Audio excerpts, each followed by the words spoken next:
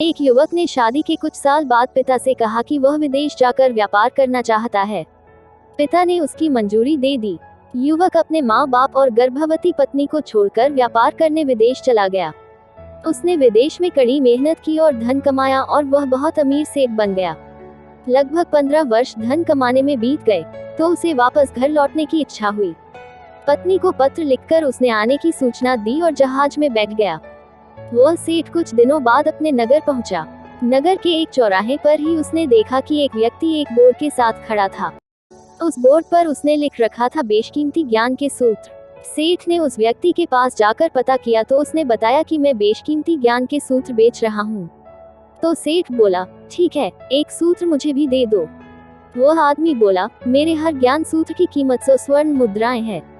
सेठ को यह सौदा महंगा तो लगा लेकिन उसने एक ज्ञान सूत्र खरीद लिया। उस व्यक्ति ने सेठ को ज्ञान का सूत्र दिया, कोई भी कार्य करने से पहले 2 मिनट रुककर सोच लेना। सेठ ने वह सूत्र अपनी डायरी में लिख लिया। सेठ को अपने घर पहुंचते पहुंचते रात हो गई। सेठ ने सोचा, इतने सालों बाद लौटा हूँ तो क्यों ना सीधे पत्नी के पास पहुंचकर उसे सरप्राइज दूं।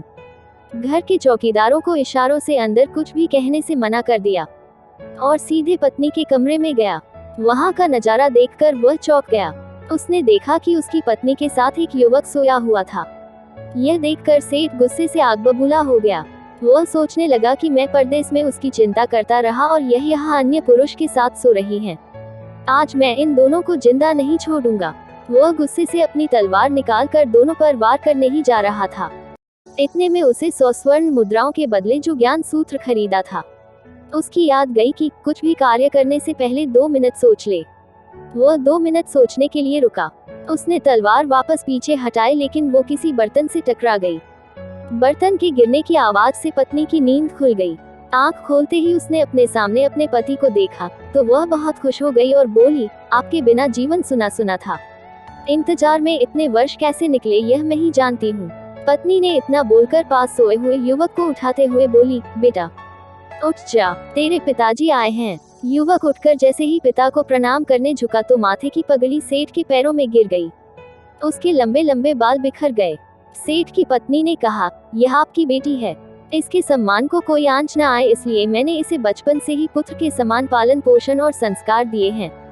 यह सुनकर सेठ की आंखों से आंसू की धारा बह निकली। उसने पत्नी और बेटी को गले लगा लिया और सोचने लगा, यदि आज मैंने उस ज्ञान सूत्र पर अमल नहीं किया होता तो आवेश में आकर कितना अनर्थ हो जाता। मेरे हाथों से मेरा ही निर्दोष परिवार खत्म हो जाता। दोस्तों, इस कहानी से यही शिक्षा मिलती है कि जल्दबाजी में आकर कोई निर्णय न लेवे, क्योंकि जब हम आवेश में होते हैं तो हमें अच्छे बुरे का ख्याल नहीं रहता है। इसलिए गुस्सा होने की स्थिति में कोई भी निर्णय ना लें। कुछ देर रुके और दिमाग ठंडा होने दें और फिर सोचें कि क्या सही है, क्या गलत है।